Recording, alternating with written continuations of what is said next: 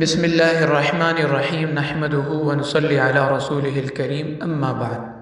آج 5ویں پارے یعنی والمحصنات کا خلاصہ آپ کی خدمت میں پیش کیا جائے گا۔ چوتھے پارے کے آخر میں اللہ تعالیٰ نے محرمات کا بیان فرمایا کہ کون کون سے رشتے انسان پر حرام ہیں، ان سے نکاح نہیں ہو سکتا۔ 5ویں پارے کے شروع میں اللہ تعالیٰ نے حلال رشتوں کے بارے میں فرمایا کہ ان کے علاوہ جتنی بھی عورتیں ہیں وہ سب تمہارے لیے حلال ہیں، لیکن 2 شرطیں ہیں۔ پہلی شرط کہ ان کو مہر ادا کیا جائے، اور دوسری شرط یہ ہے کہ نکاح کا مقصد عفت اور پاک دامنی کی زندگی حاصل کرنا ہو، نہ کہ شہوت رانی۔ اس لیے اس کے بعد والی آیات میں اللہ تعالیٰ نے بے حیائی کے کلچر اور گرل فرینڈ کے تصور کو اللہ تعالیٰ نے صاف الفاظ میں منع فرمایا، ولا متخذات اخدان، کہ بغیر نکاح کے غیر محرم عورت سے دوستی، تعلق، محبت یہ بالکل حرام ہے، کیونکہ نکاح اللہ تعالیٰ نے جائز اور حلال طریقہ رکھا ہے اس ضرورت کو پورا کرنے کے لیے اس کو اختیار کیا جائے۔ پھر اس کے بعد اللہ تعالیٰ نے مرد کی حاکمیت کو بیان فرمایا، الرجال قوامون علی النساء، فرمایا کہ مرد عورتوں پر قوام ہوتے ہیں یعنی حاکم ہوتے ہیں، اور شریعت کا حسن یہ ہے کہ اس نے عورت کو کسی بڑے معاملے میں آگے نہیں کیا، چاہے وہ حکومت اور سیاست کا مسئلہ ہو، شریعت یا امامت کا معاملہ ہو، اللہ تعالیٰ نے مردوں کو آگے رکھا ہے۔ اگر نماز کی امامت ہو تو مرد کروائے گا، حکومتی امور چلانے ہو تو مرد آگے ہوگا، نبوت کا معاملہ ہو تو اللہ تعالیٰ کسی مرد کو نبوت عطا فرماتے ہیں، تو گھر کا معاملہ ہو تو اس میں بھی اللہ تعالیٰ نے مرد کو آگے رکھا ہے، تو امام مرد ہوگا، حکمران مرد ہوگا، نبوت کسی مرد کو ہی اللہ تعالیٰ عطا فرماتے ہیں۔ اب اس میں کوئی یہ نہ سمجھے کہ عورت کی حق تلفی ہے، بلکہ اللہ تعالیٰ کی طرف سے اس پر یہ احسان ہے، اس کا احساس کیا گیا کہ وہ نازک ہے، کمزور ہے، اس کے کندھوں پہ اللہ تعالیٰ نے اتنی بڑی ذمہ داری اور بوجھ نہیں ڈالا کہ جس کو وہ نہ اٹھا سکے۔ تو عورت کو جو اللہ تعالیٰ نے قوام نہیں بنایا، یہ اس کے ضعف کی وجہ سے، اس کی کمزوری کا لحاظ کرتے ہوئے اللہ تعالیٰ نے مردوں کو قوام بنایا۔ اور قوام کا معنی آگے خود اللہ تعالیٰ فرما رہے ہیں کہ قوام اس لیے ہیں کہ وہ عورتوں کا تمام خرچہ اور اخراجات اٹھاتے ہیں۔ قوام کا یہ معنی نہیں ہے کہ صرف آرڈر کرتے ہیں یا حکم چلاتے ہیں یا ان کو اپنے تابع بنا کے رکھتے ہیں۔ قوام کا معنی یہ ہے وَبِمَا أَنفَقُوا مِنْ أَمْوَالِهِمْ، کہ وہ اپنے مال میں سے عورتوں پر خرچ کرتے ہیں۔ تو اخراجات اللہ تعالیٰ نے اور عورت کے رہنے سہنے کے انتظامات مردوں پر ڈالے ہیں۔ اس لیے جہاں بھی کسی کو لگتا ہے کہ عورت کی حق تلفی کی گئی ہے، حقیقت میں اس کی حق تلفی نہیں کی گئی، بلکہ شریعت نے اس کا احساس کیا ہے۔ جیسے پردے والے مسئلے میں عورت کو پردے کا کیوں حکم دیا گیا، قرآن پاک نے اس کی وجہ خود بیان فرمائی، ذَلِكَ أَدْنَىٰ أَن يُعْرَفْنَ فَلَا يُؤْذَيْنَ، تاکہ غیر مرد عورت کو بری نظر سے نہ دیکھیں، اس کو پریشان نہ کریں، اس کو ہراساں نہ کریں۔ اس لیے اللہ تعالیٰ نے عورت کو پردے کا حکم دیا اسی کے فائدے کے لیے۔ اور اسی طرح اللہ تعالیٰ نے مرد کی گواہی کو پورا رکھا، عورت کی گواہی کو آدھا رکھا۔ 2 عورتیں مل کر ایک گواہ کے برابر ہوتی ہیں۔ اس کی وجہ یہ نہیں کہ اس کی کوئی حق تلفی کی گئی، اس کو حق پورا نہیں دیا گیا، اس کی وجہ یہ ہے کہ گواہی ایک بڑی ذمہ داری ہے، اور اس کے بعد کئی سارے معاملات کو فیس کرنا پڑتا ہے۔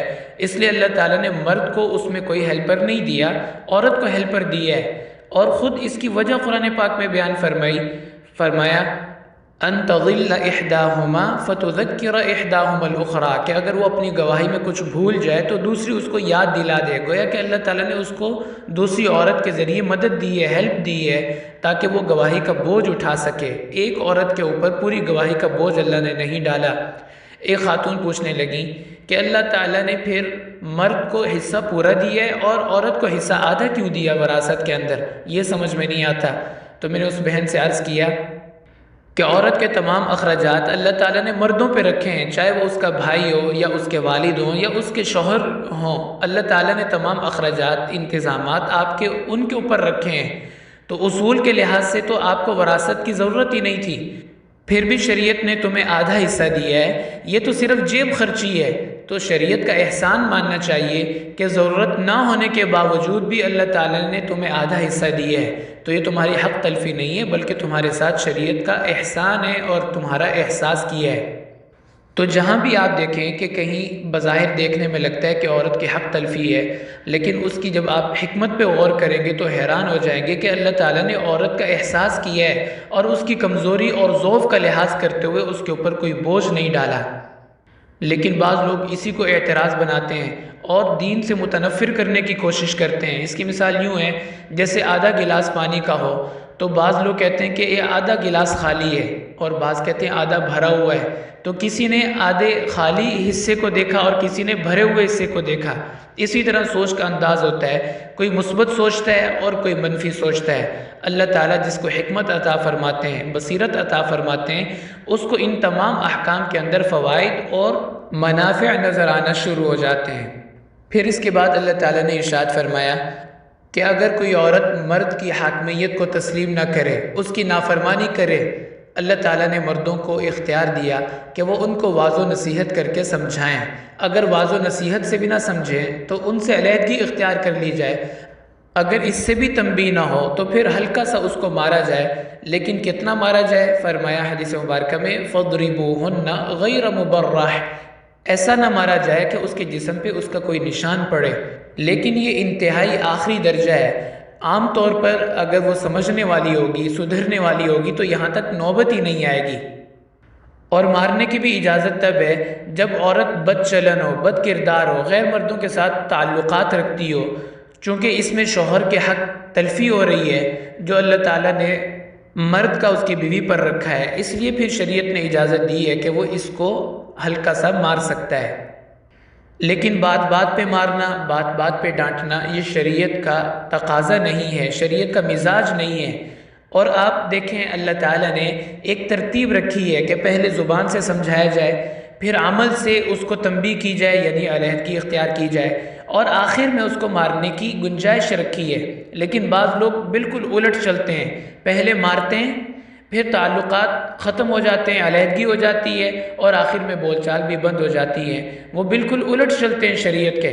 شریعت نے تو ترتیب یہ رکھی تھی کہ پہلے زبان سے اس کو سمجھایا جائے، پھر اس سے علیحدگی اختیار کر لی جائے اور آخر میں ہاتھ اٹھانے کی اجازت ہے، وہ بھی ایک دائرے میں۔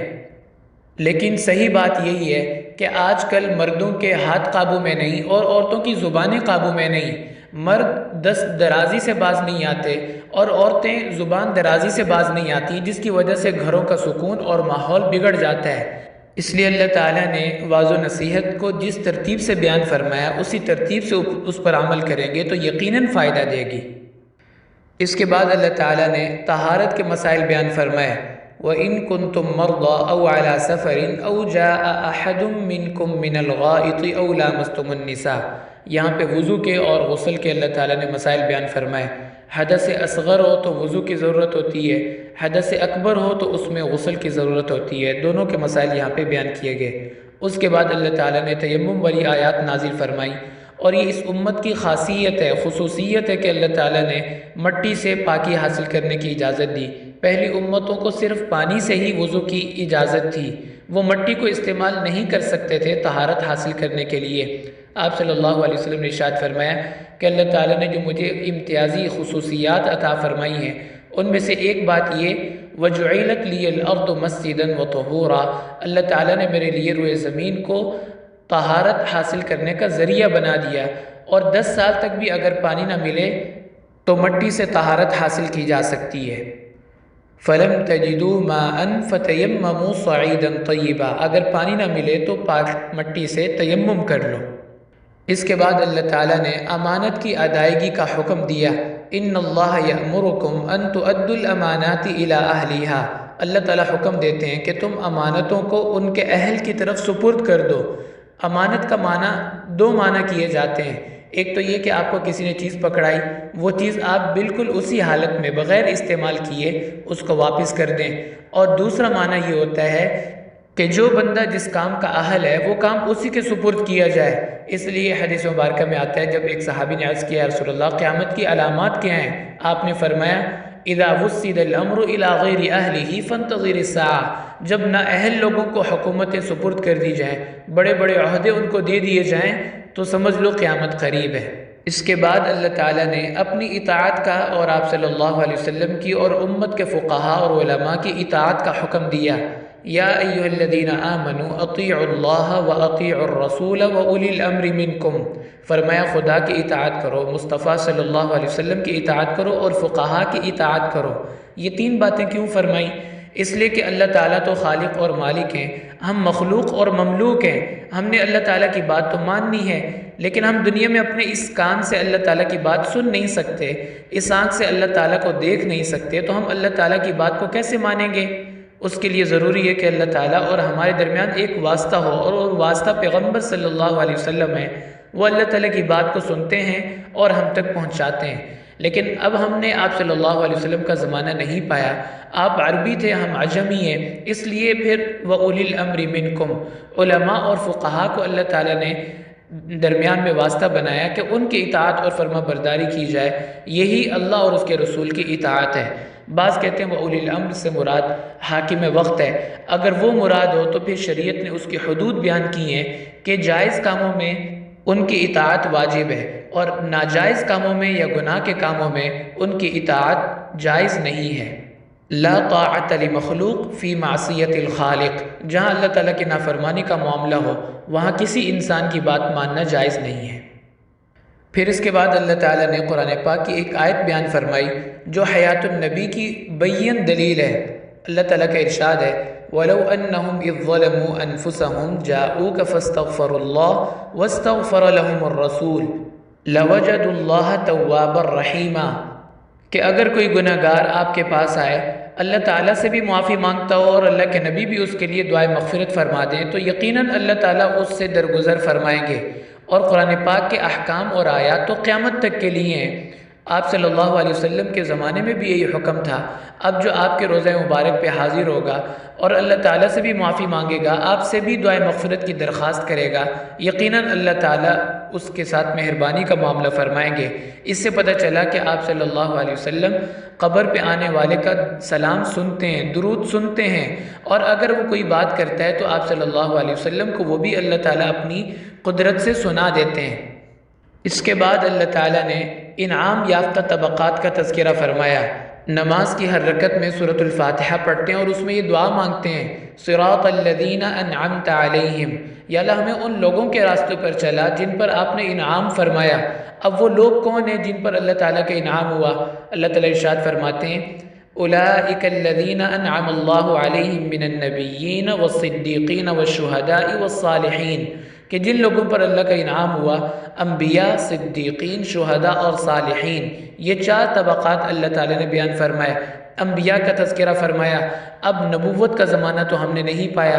صدیقین کا اللہ نے تذکرہ فرمایا، یعنی صحابہ کرام، ان کا بھی ہم زمانہ نہیں پا سکے۔ شہداء اور صالحین کا اللہ تعالیٰ نے تذکرہ فرمایا، اور یہ قیامت تک رہے گا کہ جو بھی اپنے وقت کے صلحاء، علماء اور مشائخ کی راستے پر چلیں گے، ان کی تعلیمات کے مطابق زندگی گزاریں گے، وہ اللہ تعالیٰ کی طرف سے ہدایت پر ہوں گے اور انعام یافتہ لوگ ہوں گے۔ اس کے بعد اللہ تعالیٰ نے قتل اور دیت کا بیان فرمایا وَمَا كَانَ لِمُؤْمِنٍ أَن يَقْتُلَ مُؤْمِنًا إِلَّا خَطَأً، کہ اگر کوئی ایمان والا غلطی سے کسی کو قتل کر دے تو اس کے اوپر دیت ہوتی ہے۔ دیت کیا ہے؟ احادیث میں اس کو بیان کیا گیا 10,000 درہم یا 100 اونٹ اس کی دیت بنتی ہے، وہ اس کے عاقلہ پر یعنی اس کے رشتہ داروں پر تقسیم ہوگی، اور سب مل کر اس قاتل کی طرف سے دیت ادا کریں گے، اور اس کے اوپر کفارہ بھی ہے، لیکن کفارہ صرف قاتل کے اوپر ہے کہ یا تو وہ غلام آزاد کرے، اگر غلام میسر نہ ہو تو 2 ماہ مسلسل روزے رکھنے ہوں گے۔ تو یہ اللہ تعالیٰ نے کفارے کا بیان فرمایا ہے۔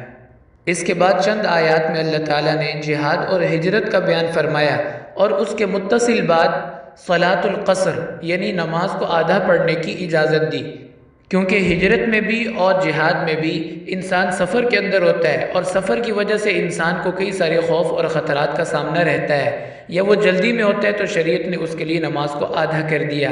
اس لیے کہ اللہ والے فرماتے تھے مسافر کے لیے جماعت معاف ہے اور نماز حاف ہے، یعنی جماعت کا وجوب اس پہ ختم ہو جاتا ہے، اور نماز کی اس کے اوپر اللہ تعالیٰ نے آسانی اور تخفیف فرما دی، نماز کو آدھا کر دیا۔ تو جماعت معاف اور نماز حاف۔ وَإِذَا ضَرَبْتُمْ فِي الْأَرْضِ فَلَيْسَ عَلَيْكُمْ جُنَاحٌ أَن تَقْصُرُوا مِنَ الصَّلَاةِ، اس کے بعد اللہ تعالیٰ نے اس امت کی ایک اور خصوصیت کو بیان فرمایا کہ اس امت کا اجماع یہ حجت ہے، پوری امت گمراہی پہ جمع نہیں ہو سکتی۔ یہ آپ صلی اللہ علیہ وسلم کی امت کی خصوصیت بھی ہے اور شان بھی ہے۔ وَمَن يُشَاقِقِ الرَّسُولَ مِن بَعْدِ مَا تَبَيَّنَ لَهُ الْهُدَىٰ وَيَتَّبِعْ غَيْرَ سَبِيلِ الْمُؤْمِنِينَ، جو ایمان والوں کے راستے سے، طریقے سے، طرز زندگی سے ہٹ کے چلے گا، نُوَلِّهِ مَا تَوَلَّىٰ وَنُصْلِهِ جَهَنَّمَ، ہم اس کو اس کے حال پہ چھوڑ دیں گے، انجام کار اس کا جہنم میں داخلہ ہوگا۔ وَسَاءَتْ مَصِيرًا، اور یہ بہت برا اس کا ٹھکانہ ہے۔ اسی کو عملی نفاق کہا جاتا ہے۔ اس لیے آپ دیکھیں اللہ تعالیٰ نے اس کے فوراً بعد منافقین کا تذکرہ فرمایا، مُذَبْذَبِينَ بَيْنَ ذَلِكَ لَا إِلَٰهَ هَٰؤُلَاءِ وَلَا إِلَٰهَ هَٰؤُلَاءِ، کہ منافقین کی ذہنی کیفیت یہ ہوتی ہے، نہ ادھر کے ہوتے ہیں نہ ادھر کے، ہر وقت تذبذب کا شکار رہتے ہیں، دھوبی کا کتا، نہ گھر کا نہ گھاٹ کا، نہ وہ ادھر کے نہ ادھر کے۔ اس کے بعد پارے کے آخر میں اللہ تعالیٰ نے عذاب سے بچنے کے دو نسخے بیان فرمائے ہیں۔ ما یفعل اللہ بعذابکم ان شکرتم وآمنتم، اگر تم اللہ کا شکر ادا کرتے رہو اور اس پر صحیح طرح سے ایمان لاؤ تو اللہ تعالیٰ کو کیا فائدہ ہے تمہیں عذاب دے کے۔ اگر انسان اللہ تعالیٰ کی نعمتوں کا شکر ادا کرے اور اس کے احکامات کی اطاعت اور فرما برداری کرے تو اللہ تعالیٰ کو تو کوئی فائدہ نہیں ہے، انسان کا اپنا ہی فائدہ ہے کہ اس کے پاس نعمتیں ہمیشہ برقرار رہتی ہیں اگر وہ اللہ تعالیٰ کی نعمتوں کا شکر ادا کرے۔ لَإِن شَكَرْتُمْ لَأَزِيدَنَّكُمْ، تم میرا شکر ادا کرو گے تو میں تمہاری نعمتوں میں اضافہ کروں گا۔ اور ایک جگہ فرمایا کہ عذاب سے بچنے کا نسخہ یہ ہے کہ استغفار کی کثرت کی جائے۔ وَمَا كَانَ اللَّهُ مُعَذِّبَهُمْ وَهُمْ يَسْتَغْفِرُونَ، کہ جب تک یہ استغفار کرتے رہیں گے اللہ تعالیٰ ان کو عذاب میں مبتلا نہیں کریں گے، کیونکہ انسان پر جو آزمائشیں، جو مصائب اور بیماری آتی ہیں زیادہ تر انسان کے اپنے گناہوں کی وجہ سے ہوتی ہیں۔ جب انسان استغفار کرتا رہے گا اللہ تعالیٰ ان پریشانیوں اور بیماریوں سے اس کو محفوظ رکھیں گے اور وہ آزمائشوں سے بچا رہے گا، اللہ تعالیٰ کی حفاظت اور عافیت میں رہے گا۔ اللہ تعالیٰ ہمیں اپنے شکر گزار بندوں میں شامل فرمائے اور ہر وقت استغفار اور توبہ کی توفیق اللہ تعالیٰ ہمیں نصیب فرمائے۔ وآخر دعوانا ان الحمد للہ رب العالمین۔